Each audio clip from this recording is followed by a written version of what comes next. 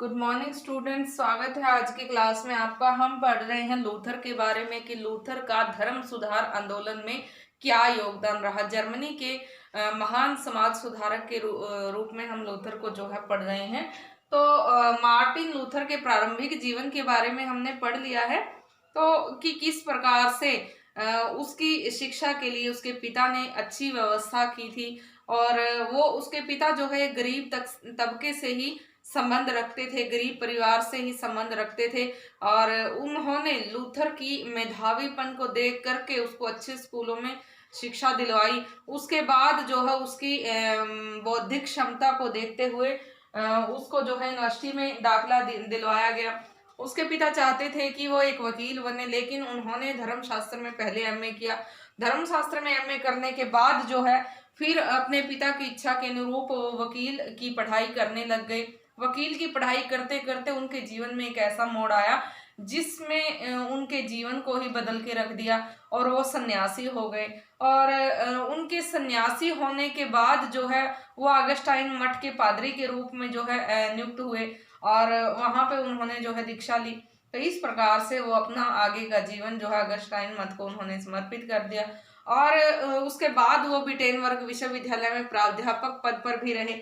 प्राध्यापक पद पर रहते हुए धीरे धीरे जो है उनकी प्रसिद्धि चारों ओर फैलने लगी और उनके विचारों से लोग प्रभावित होने लगे। दूर दूर से विद्यार्थी उनके विचारों को सुनने के लिए आते थे, तो एक लोकप्रिय शिक्षक के रूप में वो प्रतिष्ठित हो गए। फिर जो है लूथर की रोम यात्रा, उनकी प्रतिष्ठा जैसे जैसे फैल रही थी वैसे वैसे जो है उनके विचारों से लोग काफी आकर्षित हो रहे थे, प्रभावित हो रहे थे, उनको सुनने के लिए दूर दूर से आ रहे थे। तो 1512 में ही उनको ऑगस्टाइन मठ के प्रतिनिधि के रूप में रोम जाने का अवसर मिला और इस प्रकार उनको काफी खुशी हुई और वो जो है रोम की यात्रा के लिए निकल पड़े। एक कठिन यात्रा के बाद जब वो मिलान पहुंचे, मिलान पहुंच करके उन्होंने देखा कि जो वहां पे उनको प्रार्थना नहीं करने दिया गया। प्रार्थना इसीलिए नहीं करने दिया गया क्योंकि वो अम्बेसरियन संप्रदाय से संबंधित नहीं थे। तो इस प्रकार की स्थिति को देख करके वो काफी दुखी हुए। उस स्थिति से निपटने के लिए जैसे ही जो है उन्होंने अपने आप को समझा लिया और जो है वो रोम यात्रा के लिए निकल पड़े। फिर जब वो रोम पहुंचे तो वहां पहुंच करके पोप के विलासमय जीवन को उन्होंने अपनी आंखों से देखा। धर्म अधिकारियों के आचरण को, उनके जीवन को, उनके नैतिक पतन को उन्होंने अपनी आंखों से देखा और वो सब देख करके उनका मन बड़ा दुखी हुआ। वो उससे पहले पूर्ण पवित्र कैथोलिक धर्म को मानने वाले थे, लेकिन अब पोप के प्रति और कैथोलिक धर्म के प्रति उनके विचारों में बदलाव आने लगा, परिवर्तन आने लगा। और ये सब परिवर्तन जो है रोम जाने के बाद ही हुआ था, जब उन्होंने पोप की स्थिति को, धर्माचार्य की स्थिति को देखा था, अध्ययन किया था। वो वापिस लौट आए 1512 में। जब वो वापिस लौटे तो उनका मन बड़ा दुखी था और वो उनको जो है वो सब चीजें सही नहीं लग रही थी। वापिस आकर के उन्होंने बाइबल का अध्ययन शुरू कर दिया। बाइबल का अध्ययन वो करने लगे और बाइबल को पढ़ते पढ़ते जो है उनको बहुत सारी ऐसी बातें पता चली जो कि पहले उसको जो है केवल पोप के द्वारा दिए गए उपदेश, उन बातों पे ही वो विश्वास करते थे, लेकिन बहुत सारे ऐसे तथ्य सामने आए जिसमें उनके विचारों को पूर्ण रूप से बदल करके रख दिया।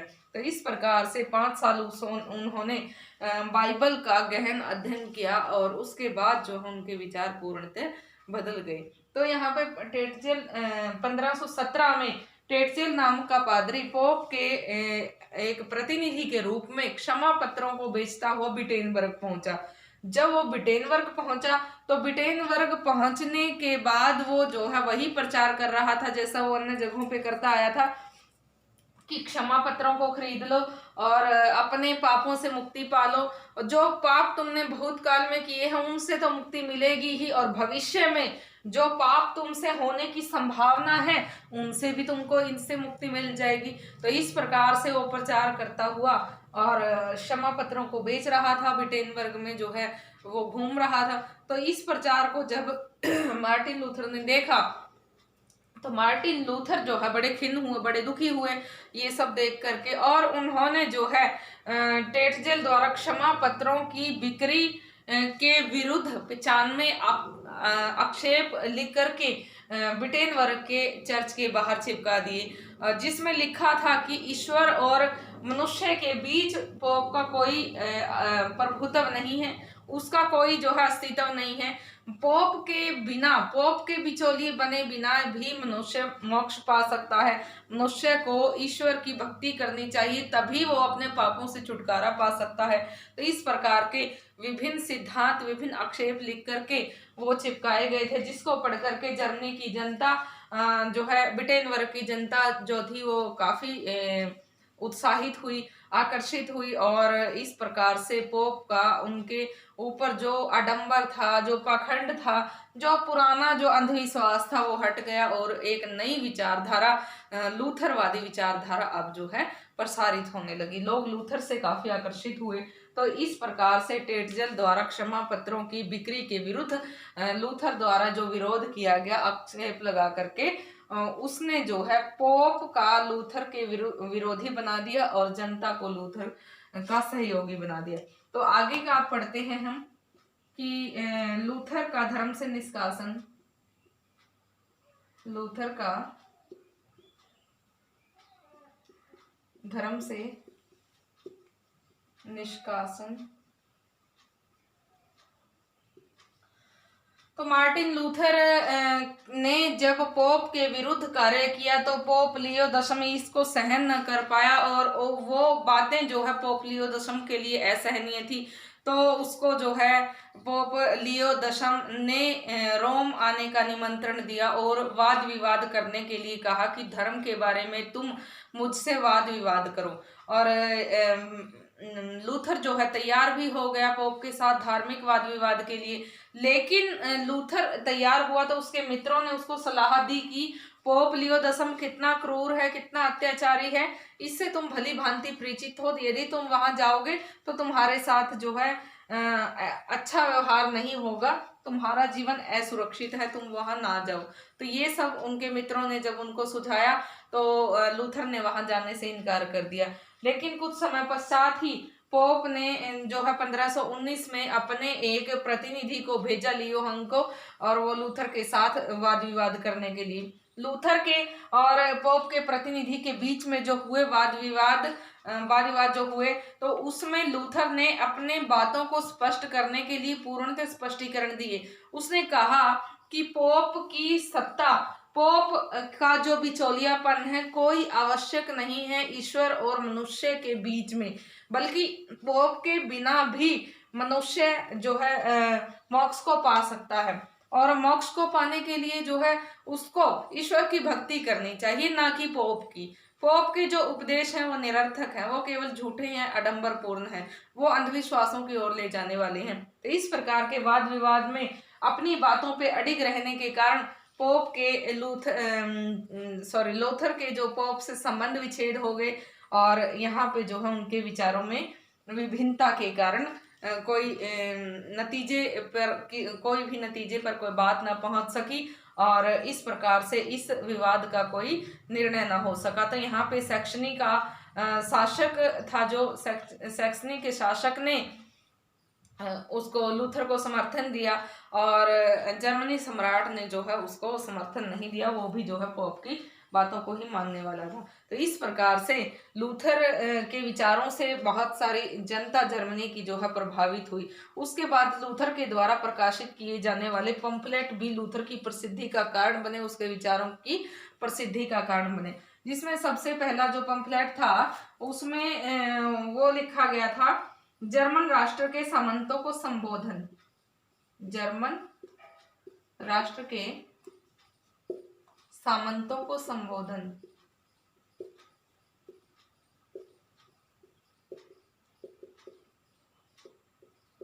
तो इसमें जर्मन राष्ट्र की जो संपत्ति थी वो जो कर के रूप में चर्च के पास जा रही थी, पोप के पास जा रही थी, उसके ऊपर व्यंग्य करते हुए ये पंफलेट लिखा गया था, ये पुस्तिका लिखी गई थी। तो इसमें ये बताया गया था कि जो जर्मन के लोगों की संपत्ति है वो जो है पोप के पास क्यों जा रही है।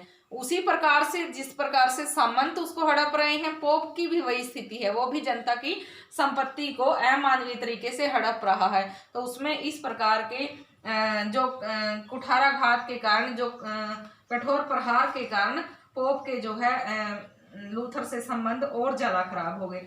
दूसरा पंपलेट जो था चर्च की बेबीलोनियाई कैद, चर्च की बेबीलोनियाई कैद, ये जो दूसरा पंपलेट था इसका, तो इसमें जो है उसने जो 7 संस्कार हैं, जो मनुष्य को ईसाई धर्म के अनुसार 7 संस्कारों का वहन करना चाहिए, जिसमें पोप ये बताता है कि मनुष्य की मुक्ति के लिए, उसके जीवन सही और सरल जीवन के लिए, पवित्र जीवन के लिए 7 संस्कारों का पालन करना आवश्यक है। तो उन 7 संस्कारों पर कठोर प्रहार किया है कि चर्च की बेबीलोनियाई कैद में उन्होंने दूसरे पंपलेट में। तीसरा जो पंपलेट था वो था ईसाई मनुष्य की मुक्ति, ईसाई मनुष्य की मुक्ति। तो इस प्रकार से तीसरे पंपलेट में उसने बताया कि ईसाई मनुष्य जो है उनके बीच में बिचौलिए के रूप में पोप का कोई काम नहीं है। उनकी मुक्ति तभी संभव है जब वो इन आडंबरों से अपने आप को मुक्त कर ले, सच्ची निष्ठा से ईश्वर की भक्ति करे। ये 7 संस्कार जो पोप बता रहा है उनकी कोई आवश्यकता नहीं है। अपने शरीर को कष्ट देने से जो व्रत हम करते हैं, पूजा पाठ करते हैं, उसकी कोई जरूरत नहीं है, बल्कि सच्चे मन से ईश्वर को याद करने से, ईश्वर की भक्ति करने से ही हम अपने मोक्ष को प्राप्त कर सकते हैं, मुक्ति को प्राप्त कर सकते हैं। तो ये बातें ईसाई मनुष्य की मुक्ति में उन्होंने बताई। तो इन 3 बातों से चर्च या पोप की सत्ता पर कठोर प्रहार हुए थे, उसके सिद्धांतों पर कठोर प्रहार हुए थे। तो इस प्रकार से लोग जो है लूथर की भावनाओं की तरफ आकर्षित होने लगे और पोप के विरोधी होने लगे। पोप के विरोधी होने के कारण जो है लोगों का जो झुकाव था वो लूथर की तरफ बढ़ता गया और पोप लियो 10 ये सब सहन न कर पाया, तो उसने जो है लूथर को धर्म से निष्कासित कर दिया। धर्म से निष्कासन का मतलब है किसी भी व्यक्ति का जब धर्म से निष्कासन कर दिया जाता है तो उसको जिंदा जला दिया जाता था। तो यहाँ पे उसको धर्म से निष्कासित कर दिया, बाहर निकाल दिया गया। तो उसको सैक्सनी के शासक ने शरण दी और अपने पास जो है रखा। और वहाँ पे तो चर्च या पोप ने जो है उसकी इन तीनों पुस्तिकाओं को भी जला दिया। तो चर्च ने लूथर के पास एक आज्ञा पत्र भेजा जिसमें उसका धर्म से निष्कासन बारे आशय बारे लिखा गया था। तो लूथर ने उसको जो है खुलेआम जला दिया कि मैं तुम्हारे इस आज्ञा पत्र को नहीं मानता। तो इस प्रकार से चर्च के मुख्य पोप द्वारा लियो 10 द्वारा उसके तीनों पंपलेटों को जला दिया गया। यहाँ पे लूथर और पोप के विरुद्ध एक घमासान संघर्ष देखा जा सकता है, जिसमें ये वैचारिक संघर्ष था और ये एक आंदोलन का रूप ले चुका था। तो यहाँ पे जो है पोप ने उसको जब धर्म से निष्कासित कर दिया तो जिंदा जलाने के लिए उसको आदेश था। तब सैक्सनी के शासक ने उसको शरण दी। सैक्सनी के शासक की शरण में रहते हुए अपने अज्ञातवास के समय में उसने बाइबल का जर्मन भाषा में अनुवाद किया और ये जो जर्मन भाषा में उसके द्वारा किया गया अनुवाद है आज भी जर्मनी की एक साहित्य की अमूल्य कृति रहा है। तो इस प्रकार से लूथर का धर्म से निष्कासन हो गया।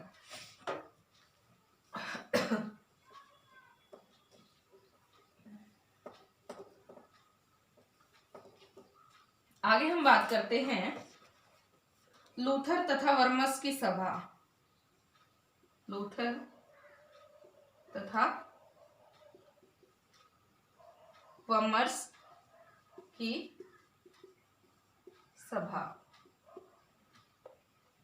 पोप ने लूथर का दमन करने के लिए जो है उत्तरदायी जर्मनी के सम्राट चार्ल्स पंचम का सहयोग दिया, उससे हाथ मिला लिया। तो अब जर्मनी के सम्राट चार्ल्स पंचम ने भी पोप का सहयोग करने की ठान ली और लूथर को जो है जर्मनी आने का निमंत्रण दिया। लेकिन लूथर को उसने आश्वासन भी दिया कि तुम्हारे जान माल को पूर्णतः सुरक्षित रखा जाएगा, उस पर कोई आंच नहीं आएगी। और जीवन की सुरक्षित रखने का उन्होंने दावा करते हुए उसको जर्मनी में आमंत्रित किया। और इस प्रकार से लूथर भी जो है पूर्णतः अडिग होकर अपने विचारों के साथ जो है जर्मनी पहुंचा और यहाँ आकर के उसके लिए जो है वर्मस की एक सभा बुलाई गई। ये सभा जो है लूथर के साथ वैचारिक स्पष्टीकरण देने के लिए थी इसमें जो है लूथर गया और वहां पे उस सभा में उपस्थित विद्वानों के साथ उसके वैचारिक आपस में जो वैचारिक वाद विवाद थे वो हुए, और उसमें भी लूथर अपनी बातों पे अडिग रहा और अपनी बातों से परे नहीं हटा। तो इन सब से जो है चार्लस पंचम सम्राट था जर्मनी का, काफी दुखी हुआ और यहाँ पे भी लूथर का अपनी बातों से अडिग रहने के कारण जो है उसको अधार्मिक घोषित कर दिया।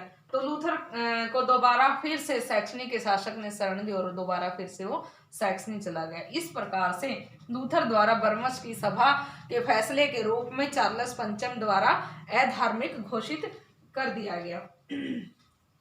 तो दोबारा फिर से वो सैक्सनी पहुंच गया। अब है लूथर और किसान विद्रोह। लूथर और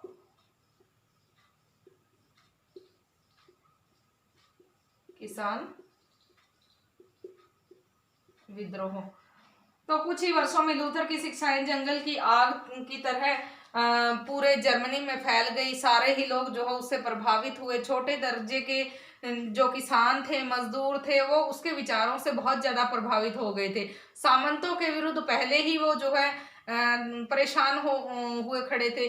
सामंतों के विरुद्ध वो पहले ही जो है टक्कर लेने के लिए तैयार थे, और अब जो है जो धर्म अधिकारी थे उनकी बातों में भी सच्चाई न देख करके लूथर के विचारों से प्रभावित होकर के छोटे दर्जे के जो किसान थे लूथर के सहयोगी हो गए, और उन्होंने जगह जगह सामंतों के साथ अपने जो है विद्रोह शुरू कर दिए। सामंतों को जिंदा जला दिया, पकड़ के मार दिया, और उनके ऊपर किए जाने वाले अत्याचारों का वो बदला लेने लगे। तो इस प्रकार से भारी मात्रा में किसान जो है लूथर के सहयोगी बन गए। तो इस प्रकार से लूथर के साथ मिलकर के 1524 में लूथर की शिक्षाओं से प्रभावित होकर के किसानों ने लूथर के साथ अपनी मांगे मनवाने के लिए सोची, और वो जो मांगे थी वो अपनी सुख सुविधाओं के लिए वो चाहते थे कि उनको कृषि से संबंधित कुछ एक अधिकार दिए जाएं। लेकिन उस समय लूथर उनकी बातों से सहमत नहीं था।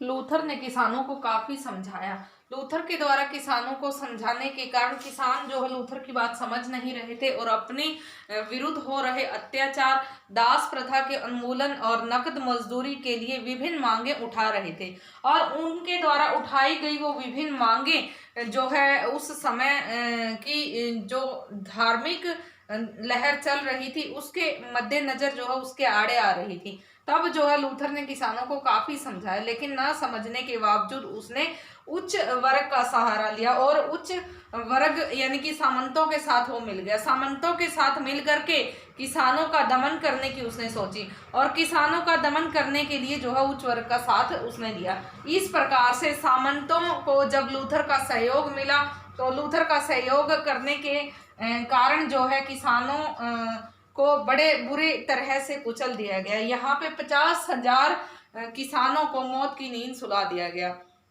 इस घटना से बचे हुए जो किसान थे वो लूथर विरोधी हो गए। जगह जगह पे वो लूथर के जो है बहिष्कार करने लगे, उसका जो है निष्कासन करने लगे। इस प्रकार से लूथर के जो साथी थे जो सहयोग करने के लिए उसकी शिक्षाओं से प्रेरित हुए थे वही उसके विद्रोही होने लगे। तो जगह जगह पे किसान विद्रोह देखे जा सकते हैं। तो इस प्रकार से लूथर और किसान के बीच विभेद देखा गया। आगे है प्रोटेस्टेंट नामकरण। प्रोटेस्टेंट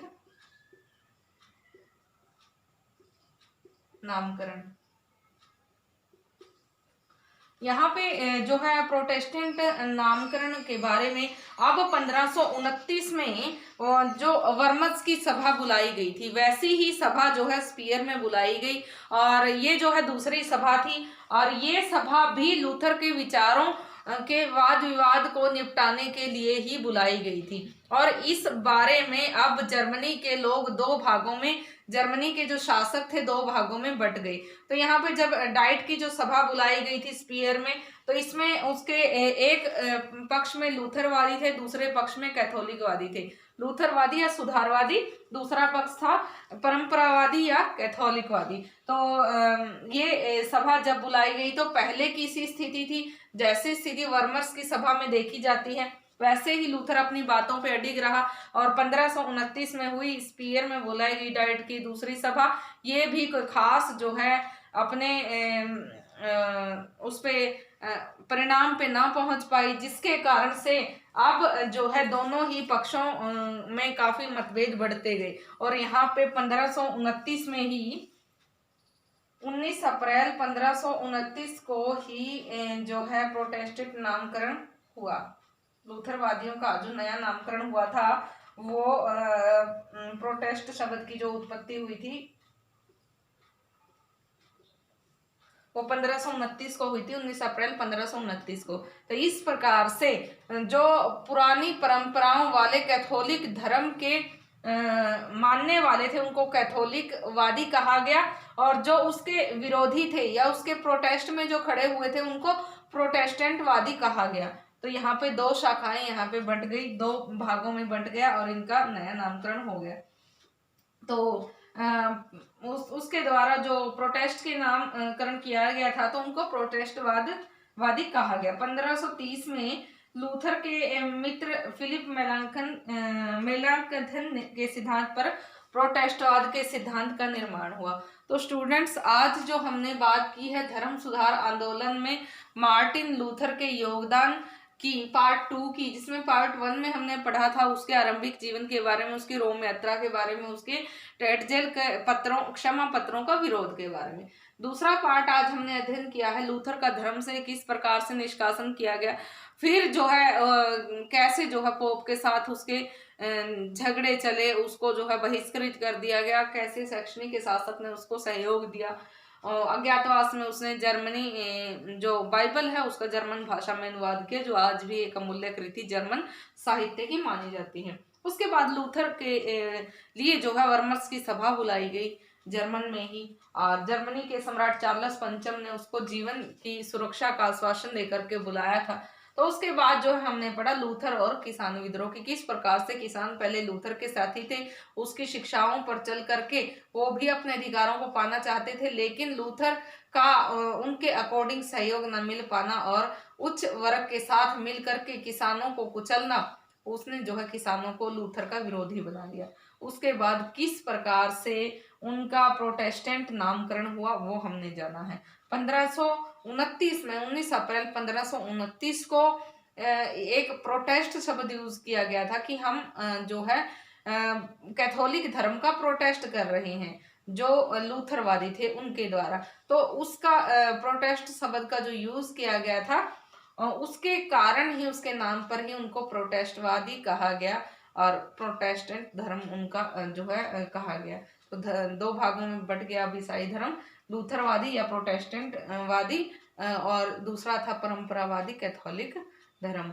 तो यहाँ पे प्रोटेस्टेंट नामकरण अब उनका हो चुका था और 1530 में उनके मित्र मेलांकथन ने इसी सिद्धांत पर आगे प्रोटेस्टवाद सिद्धांत का निर्धारण किया। तो आज के स्टूडेंट्स, आज जो हमने पढ़ा है इसको आप अच्छे से एक बार अध्ययन करेंगे। इसके आगे की जो प्रक्रिया है, आगे का जो रहता है कि आगे क्या घटित हुआ लूथर के साथ, वो हम उसका अगले लेक्चर में अध्ययन करेंगे, उसको अगले लेक्चर में पढ़ेंगे। आज के लिए स्टूडेंट इतना काफ़ी है। Thank you.